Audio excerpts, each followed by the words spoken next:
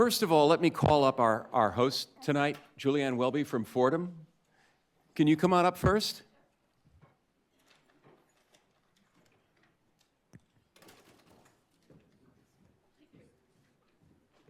Thank you so much. For those of you who don't know, Julianne is a professor of journalism here at Fordham.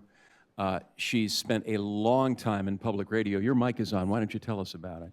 Sure. I came to Fordham in 1989 as an undergraduate and was taught radio at WFUV. And then I went on to 30 years in public radio in Washington, Salisbury, Maryland, and then here in New York City at WNYC, which you saw in the Mike Flags and the movie. Well, this movie predates your time in journalism, right? It does. Or the time that's just expressed here, not the movie. It does, but the major word I wrote down throughout the film was like reverberation.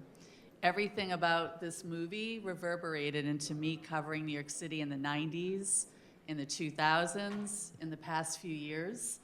Even right now with the federal government shutdown, like everything about this movie resonated with me and what we're going through today. Next, I'd like to invite up the people who are responsible for the last hour and 40 minutes that you just saw, the co-creators of Drop Dead City, Michael Rohatyn and Peter Yost. Can you come on up? I think they deserve.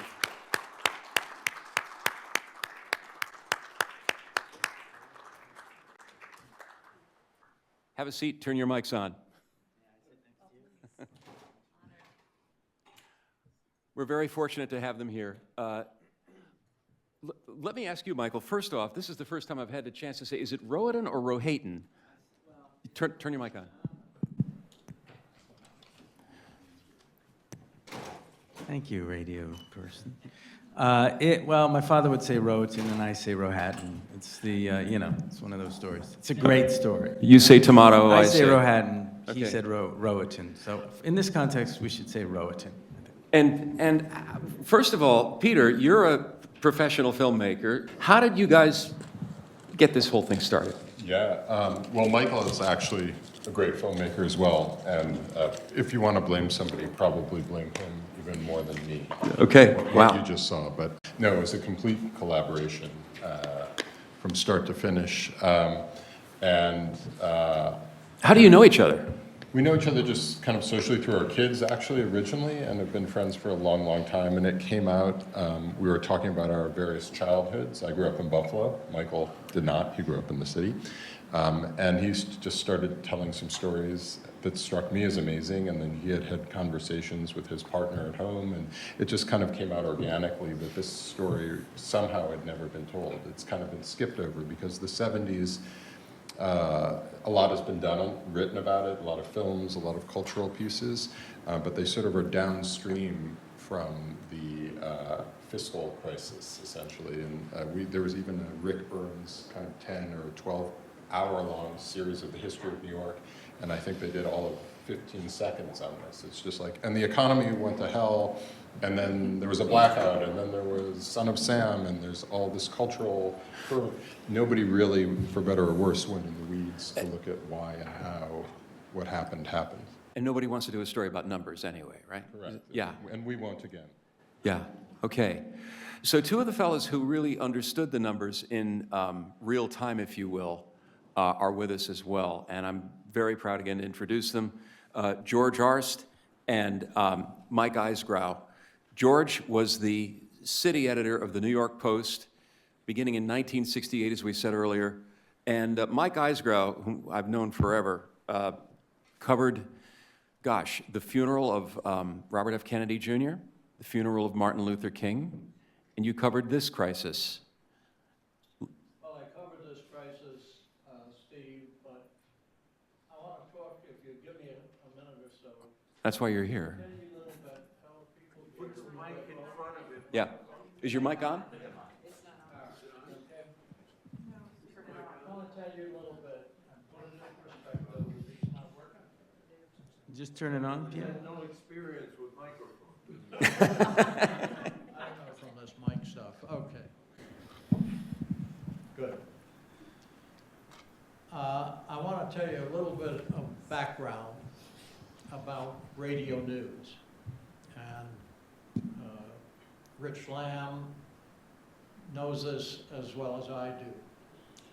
Back in those days, and I want to go back before 1975, I came back to the late great WNAW radio news in 1967. I had been anchoring television news out in the Midwest. And radio and radio news in the 1960s and 70s was a much bigger deal.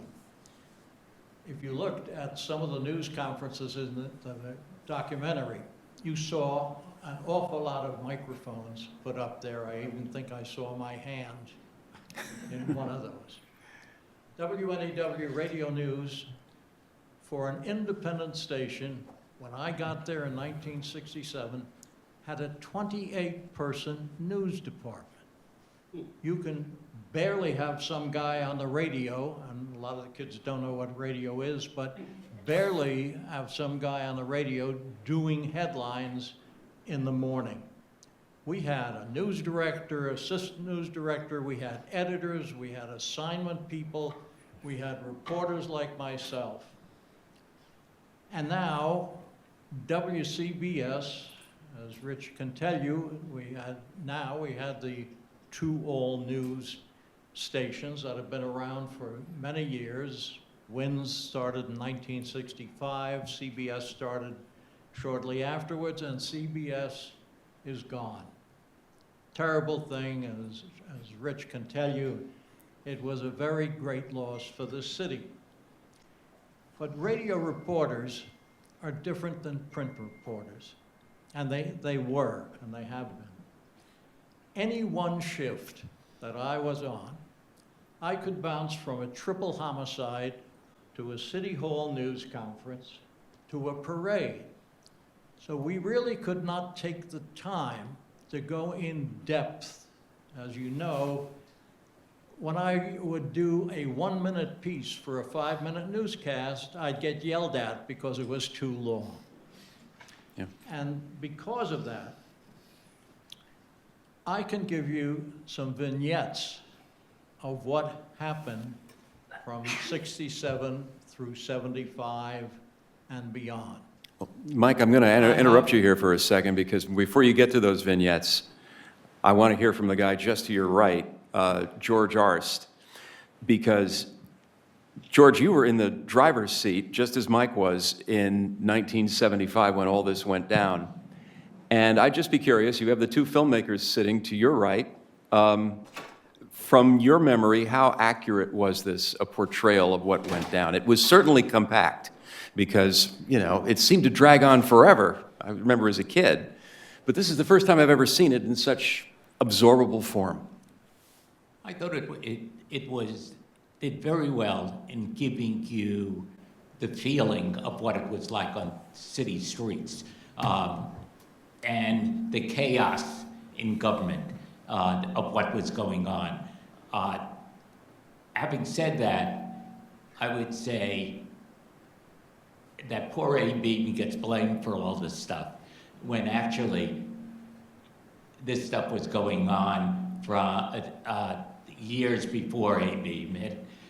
Certainly we all knew when John Lindsay was mayor, and way before John Lindsay. But we knew that there were games going on, and the feeling in Room 9, City Hall Press Corps, was that the last mayor of New York is going to be left holding the bag and be blamed for everything that's going on. In fact, it was A.B. And we long after the fiscal crisis was over, to this day, there are things that are going on, and we'd like to say, that, okay, this has always happened, and things will be this way. But in fact, if people honestly knew what was going on, they wouldn't vote in the people that they have. Are you talking today, George? Yes, that Today. that is true, and previous administrations. People don't take a look at these people when during elections, when campaigns are going on, and you say, I'm going to add 5,000 more cops. I'm going to put a freeze on affordable housing. Exactly what's the price of this, and who's going to pay for it? And no one is asking these questions in Room 9 because of the fiscal crisis. Those of We you who don't always- know, Room 9 is the press room in Yes. City Hall. We always used to ask, how much is this going to cost? And, people go, oh, but that's sort of fallen out of favor. And so more and more people are electing these people who don't know what's going on. It's going to take them a long time to find out. And by the time it's found out, the city's going to be in a mess again. Can I give you a vignette about, quick one, because George knows so much more about the intricacies of this than me. Yeah. But I want to give you an Abe Beam vignette.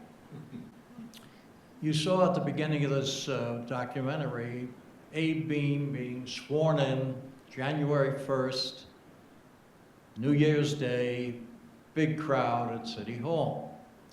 Well, technically, the city has to have a mayor from 12 hours before. And the time that that mayor is sworn in, the official time, I got the assignment to be the pool reporter at Abe and Mary Beam's home out in the Rockaways. So that's the way I spent my New Year's Eve. The good part of that was, boy, did that put out a nice Jewish spread. It was absolutely terrific, okay? And then he got sworn in, and as George is saying,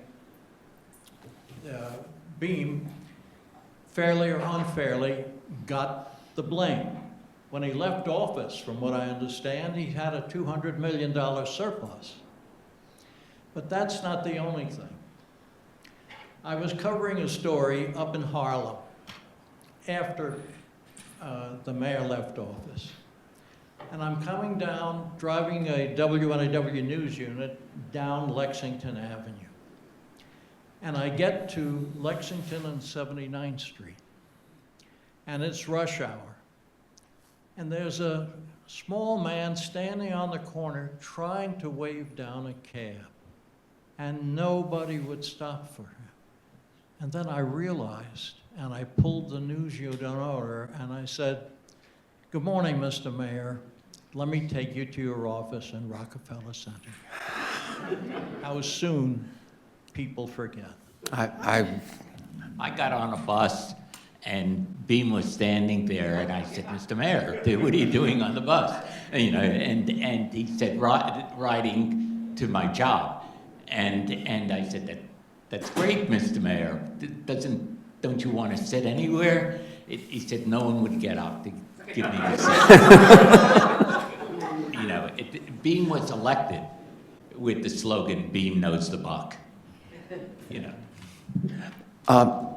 The phrase "too big to fail," I'm curious from Michael and Peter, what was your reaction when you heard the people in the movie say "too big to fail"? I mean, the people who are younger here might automatically think 1st of 2008. Maybe most of us would think 1st of 2008. What was your reaction? I mean, I think we hesitated to use it because it seemed sort of, we really wanted to stay in the period, and that has a certain sort of, as a figure of speech, it's kind of overdetermined. But it brought us to the central truth, this repeating truth of the fact that banks continue to misanalyze risk and bring us to the same precipice over and over again. So it had the right, ring to it, not like this mic, but I guess that, yeah, we didn't, it still rings wrong to me because it's so much 2008, but but it was the right thing, you know. I wonder whether that's where they got the phrase. No, he was quoting, that was Gene Kalin in our interview. In our era, Yeah, quoting that's where you got it. That was an interview of ours Yeah. using that phrase. It wasn't in any of the coverage, so it was an anachronism. I want to go to the audience, and we have a Fordham student over here. Barley, thank you very much for volunteering to go around. And I'm curious, I do see some young people in the audience, people who were nowhere near alive in 1975, maybe whose parents weren't even alive in 1975. I would be curious, first of all, if anybody has any questions, she's got a roving mic, and we would love to come around and ask you those questions, but I'd be particularly interested in hearing from some young people. But first, how about, okay, Julie Walker, you can pull some rank. Julie Walker's a former reporter for 1010 Wins, now with AP Radio, and a member of the Deadline Club. In fact, she's our awards chair. And if you're an experienced journalist and want to be a judge, please see Julie after the program, okay? Hi, Julie. Thanks for that plug. Great film. I'm wondering about your interviews and how much tape you had, how many people you interviewed versus the stock footage that you used. I mean, some of the people are no longer with us, so it's just how far back did your interviews go? How many were there? And just some general things about that part of the film. Yeah. Well, thank you. I've lost count of the exact number of interviews, but it's in the numerous 34. dozens. Yeah, probably 3 dozen or so on camera, and numerous other people off camera, kind of just to kind of situate the story. As you mentioned, I'd say, sadly, the vast majority of folks that we did interview have passed on. Not everybody, but easily the majority, a significant majority. How long ago did you start filming? And to that end, we started this an embarrassingly long time ago. It was almost a decade at this point. I mean, it was 9 years probably, and we've both been doing a number of other things in the interim, but we actually led with the interviews because there was a wonderful person who you guys obviously would know, but John Zuccotti, who I love John. Exactly, who was the first person literally that we went to when we were starting this process, and we had an amazing sit-down coffee with him for hours. He was the deputy mayor, I believe, to Beam at the time, and he was just a fount of information and charisma and all kinds of stuff. And sadly, we made an appointment to come back a week or two later to interview him, and in that interim, he passed away. So that kind of just put a spur to us, and we just said, let's go and grab everybody that we can, even if we don't yet fully have a plan. So we really led with getting everybody when we could, and then built the film around that. Okay. Yeah, and we pretty much put everybody that we interviewed, except there were 3, I think, that didn't make the cut, but as you saw how many people we have in it, we kind of put everybody in it. Yeah, because we kind of gradually, if there isn't really a clear hero or villain in a Hollywood sense, that, and we thought that complexity was true and mirrored the complexity of the story, that we could have this as a longer discussion now, and it's interesting to hear that you thought we were harsh on Beam, which we might well have been. To our mind, I think we both had a lot of affection and admiration for him, and thought that he was an honest guy from what we could tell, and in the scheme of politicians, that's a lot, but that he was from a particular era, and he had been comptroller, and he wasn't home at the switch, and neither were many others. And so, we could debate that, and again, you would know more than I. Exactly, right. But there was complexity then, so it's not just like, oh, Beam was a hero nor a villain, and as a result, we kind of made a composite of as many people as we could get to tell the story. I'm going to ask Barley to come over here, because I see a few young people in the audience, and I know it's midterm week at Fordham, and the 4 ladies sitting right over here in the 3rd row, I would just love to hear, just pass the mic down, 10 seconds or 20 seconds from each of you about your reactions, because I'm fairly sure that none of you were around in 1975. Just checking. Okay, go ahead. Yeah, you were right that so much of the city seemed very, very familiar. Like the streets seemed very familiar. and it does seem like the same crises are happening, so I was struck by the repetitiveness of the fiscal crises. I grew up in New York in the late 90s, early 2000s, and my father grew up in New York in the time that this movie was taking place. Do you mind if I ask how old you are? Sure, I am 26. Okay. And so I loved seeing the images and hearing the sounds of the city that my father grew up in, which I'd only heard in his stories. And to me, that was really, really cool. And I think the thing that has struck me most in watching this and also in hearing the conversation here and hearing the conversation in other places is the way that New York was sort of described in this period and before as like a truly working class city, and that something was lost when during this fiscal crisis, and perhaps more attention was paid to the banks and less to the unions. And to me, it's really interesting to see how some of those same tensions are playing out today, especially in the current mayoral race. Who would have thought that a documentary about New York City's fiscal crisis would be so funny? And I really liked how I could feel the kind of New York City characters, these union guys and their personalities was very entertaining to me. Toward the middle of the movie, I was tearing up. But you know, it was very effective. I will.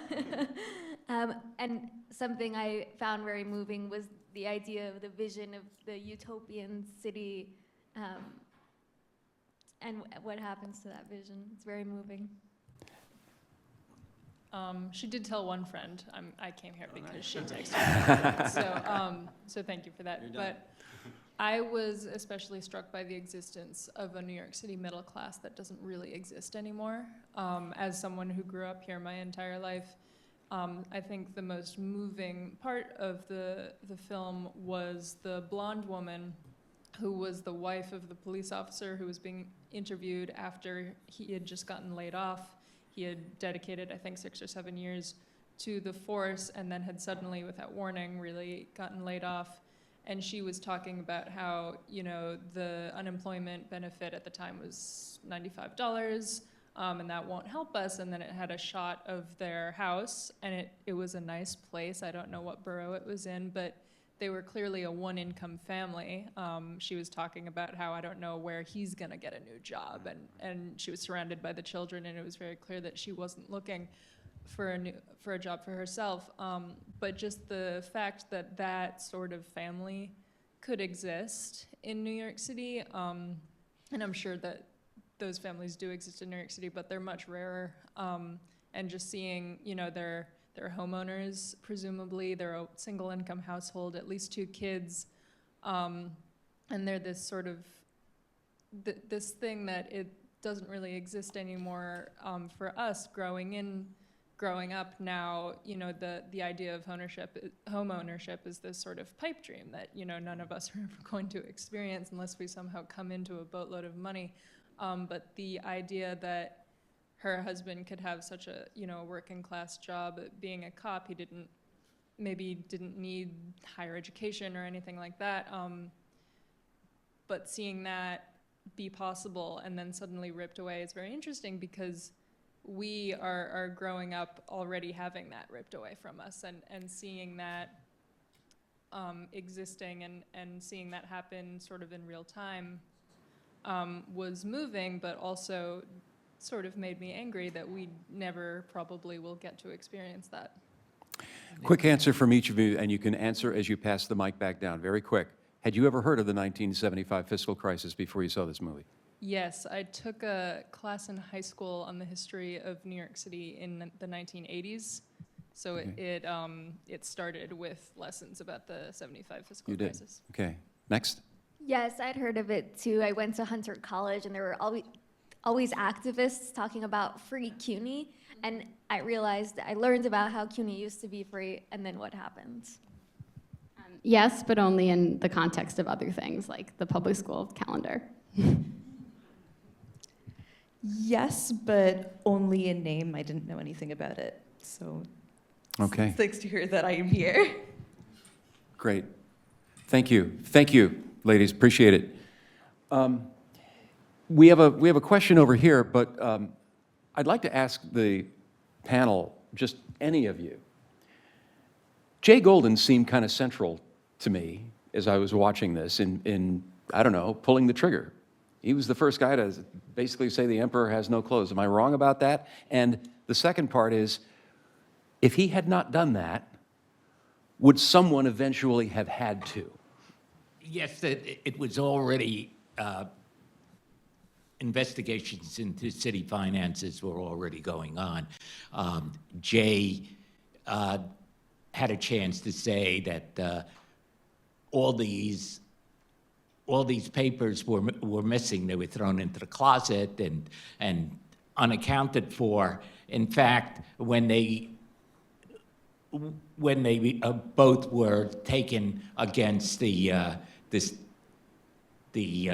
city books, it was found there was not much difference in the thing. But Jay and Beam hated each other, and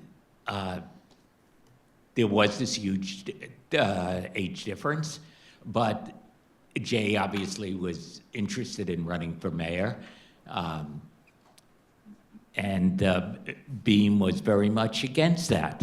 Well, they came from two different wings of the Democratic Party. This is something I'd forgotten over the years. I think I said, wasn't he Beam's protege? You know, no, Not far at from all. it. Not at- One was from Brooklyn. Abe Beam is from Brooklyn. Brooklyn clubhouse politician, and then you had Golden from the Bronx, right? And he was a reformist. But also, Beam was a clubhouse politician. Jay was a reformer, you know, and so they come from two different wings of the Democratic Party. Yeah. Any more questions? Okay. I just want to say one thing to you press people. There was a laugh in this screening that has never occurred before, and it was very gratifying to me. It was when our hero reporter, Gregory Jackson, who flubs, and incidentally, this is great. This was a great sort of a cracking of the problem for us when we realized the perfect opening of the film was him screwing up his lines, because it conveys how hard it is to tell the story. So we got that out of the way. But later in the film, when he blows it, he's in the sheep's meadow, and he blows it and he tries again, and there's a big cloud of dust. Yeah. That has never gotten a laugh, and I love that. And we really worked the timing on that to be just right, and it has never worked. That was Doug Johnson, wasn't it? Thank you for getting it. Was that? Doug Johnson from Eyewitness News? Gregory Jackson. Gregory Jackson. Gregory Jackson. Okay. We had some other hands up. One right here, and then we'll go to the back. While they're going up there to ask their question, Mike, I just Okay, one at a time. want to give you one more vignette. Yeah. You and I have never met. Your dad was terrific in how he negotiated and worked his way through the mess. And I would dip in and out of the story. But I worked early mornings. And in radio, you did telephone beeper interviews. Somehow, I got your dad's home phone number. And at about 6:30 or 7 o'clock in the morning, I called him, and he answered. And I started to ask the question, and he said, "Eisgrau, you are relentless. I am in the middle of shaving." But I asked the question, and he answered it, and I always admired your dad for being cool under shaving cream. And he was better at shaving. He's better at shaving, but Great he story. also, We've got a I million feel of them up here. You can see there's a whole subculture history of shaving in this movie, from the number of nicks on people's faces. Like, it was a tougher thing to do in the old days. So, you did interrupt him at a moment of critical, peril. A lot of smoking, yeah. I would also add that I was a political You're congratulating yourselves. The big elephant in the room that you did not mention. Yeah. Really good anecdote. Trump was able to build his first building by stripping the Commodore Hotel and putting glass up with a $400 million 20-year tax deferment given to him by Beam during this crisis. Right. It's all about real estate. That wasn't Trump. That was He's a real estate guy. that was Never Trump's Different father. Milstein. Different Milstein. That was Different Trump's Milstein. father, not And Trump. It was Trump. No, Trump gave money to Beam so that his son could strip the common. Can I just answer, just respond? I totally appreciate what you're bringing forward. We debated it, we fought about it. We cut a scene of that, and We then can't we cut it even, out. we cut a scene around it. The lead, hello? Well, that's your lead, but You're our rather story. solipsistic. The whole world is not this moment. This is a history. No, there's a lot, no, listen, wait a second. Today, anybody can make their own movie, right? We've got questions up here in back. Real estate is you have incomplete film. Yeah, well, other people find that we've incomplete film for other reasons. It was tough, yeah, all right. All right. And actually, The what was gentleman dating- way in yeah, back, the the gentleman comment way in was- back. Sorry. Not to trivialize everybody else's role, but could you make the argument that it was the New York Daily News headline writer who changed this entire Totally, you story? could. Totally, Certainly. totally. So he kind of saved New York City as much as Totally. anybody else. Totally. And that Ford, after he lost the election, acknowledged how significant that headline was. To his mind, how unfair, but he really, Did the election. he thought it cost him the election. Nixon had massively outperformed, had won New York State the previous cycle, and had done much, much better in New York City. This is a story about press, this whole story. Our film is, we used a lot of press to tell the story because that's the best way without a narrator to be able to keep track of where things are. But what the press achieved in New York for this piece of history is sort of, I don't know that we'll ever see the same happen again. Hometown press, the greatest press in the world here, delivering the story daily to New Yorkers informed, completely understanding and connecting to the stories, to who the labor leaders were, to who the bankers were, to what the issues were. It was an extraordinary time for the New York press, for sure. It should be noted that like the film mentioned, when Rockefeller became vice president to Ford, Rockefeller was the facilitator of this crisis. He gave everything the city wanted, he okayed, and so he was central to the crisis, and it would have been a real issue if Reagan chose to say something about it. There was a figure that kind of flew past me in the film, but I saw it again. This is the second time I've seen it. The city's budget or spending increased, tripled in the course of just a decade. Yeah. Incredible. We had a question over here. Peter, I noticed Michael Roatan involved with the music. Brother? No, that's me. Oh, okay. Sorry. Okay. He Thanks. wrote a lot of it and performed a lot of it. Okay. He cannot dance. We've got a however. question question over here. I don't. And you look like Bruce Willis. I do? You don't? No one's ever said that. Did I look like Bruce Willis? Okay. I used to look like Woody Allen. And by the way, Hello. I, Hi. This is Jessica Siegel. I'm actually the events chair of the Deadline Club. I just shout out to Steve for pulling this all together. It's been incredible.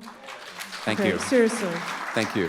It was a team effort, Jess. You know that. Come Okay, on. so I'm a journalism professor at NYU, and here's my question. My students right now are very actively want to cover the Mamdani campaign, and they're not so excited about covering Cuomo. No one mentions Sliwa.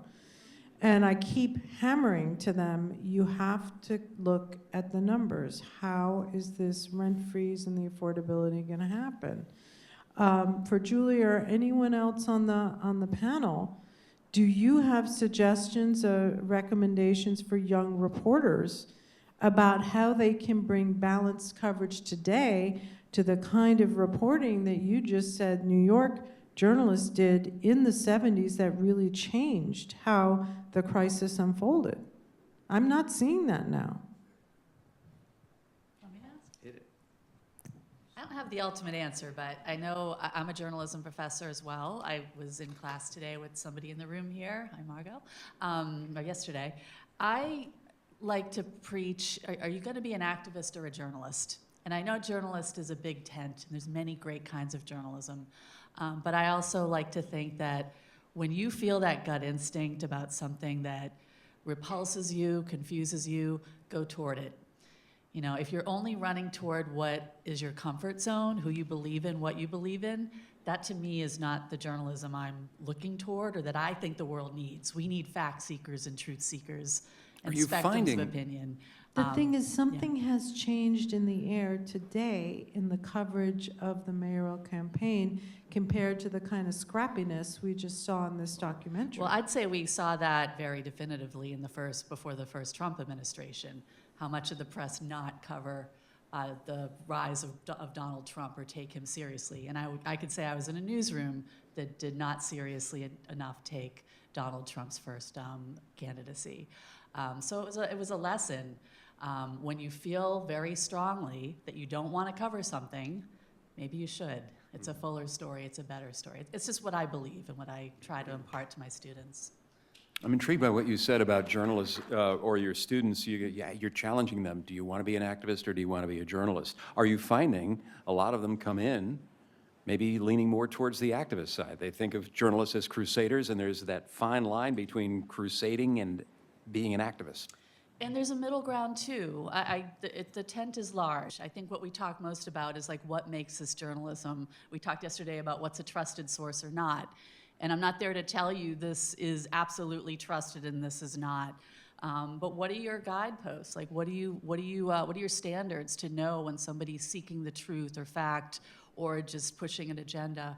I also know that a lot of my students aren't going to go into journalism, but they'll hopefully use the tools of journalism, truth-seeking, fact-finding, putting the mic in front of other people the way we saw in this film, so many great ways, that tool can be used for good in so many professions, not just journalism. It's true. We have one more question over here, and then we're going to start to wrap it up. I love the soundtrack. How did that come about? And you should put a playlist on Spotify of it. That which they, is one of those things you can do for free. So I think we will do that. We had to pay for the film, the music that's used in the film, unfortunately. But I'll give you a quick anecdote on that. The soundtrack, it happens to be the best year for music in the history of pop music, as far as I'm concerned. I mean, whatever. It's an exaggeration, but you couldn't really go wrong. And so wanting to situate, really ground the whole feeling of the movie in this period was a delight. And kind of kept us lively and kept the movie vibrant, which we, really wanted it to feel. The music is insanely expensive now. As with everything, including journalism, it has been bought by private equity, and it is like crazy how much money now you have to pay to rent 4 minutes, 30 seconds of anything. We all know this. So it's called a temp score. You're using the music you like. It's a mistake because you're going to have to get rid of it and get something else later, but we couldn't do that. We played it for a bunch of people, and it came to the attention of Bob Dylan's manager. And Bob Dylan's manager loved the movie. His name is Jeff Rosen. He's a very wonderful person, a good New Yorker. He said, "How can I help?" And I said, "Well, do you know anyone in the music publishing that you could help us with our deals?" And he said, "Well, do you have any Dylan?" And I said, "No. Why would we have Dylan? Like that's a bridge too far. We wouldn't even have thought. It's like the Beatles." Well, he said, find any Dylan song you want, and I'll give it to you for X, which was a third of what everyone else had been quoting us. And so we, at the last, after we'd already played in the one festival that would have us before we went to our 14 weeks in downtown New York, which we had in the spring, we cut in 1 minute of a Dylan song, which is in there. And we found a 1975 recording from a live record, Hard Rain, of I Threw It All Away, which kind of brought us to the garbage strike in New York City, and it kind of worked with the themes and whatever. So that's my anecdote about the expensive soundtrack. But that allowed us to, Yeah. everyone matched his price. Yeah, so that's how we were able to afford We lowered the music. our other We costs. could Thanks we to could Bob go on Dylan. and on. I want to ask these guys one more question, then Yeah. let Mike and Oh, yeah, George tell wrap me. it up. People are going to ask, "Oh, wow, I saw this great movie. Where? Well, where'd you see it?" "Well, I saw it at Fordham." Well, where's it going to be streaming?" Right. I don't know the answer to that. Do you? I do. Good. No, I'm going to tell you. Unless something goes terribly wrong, in which case it'll be a little later, but the idea is November 14th on Amazon and Apple. You'll be able to get it as video on demand.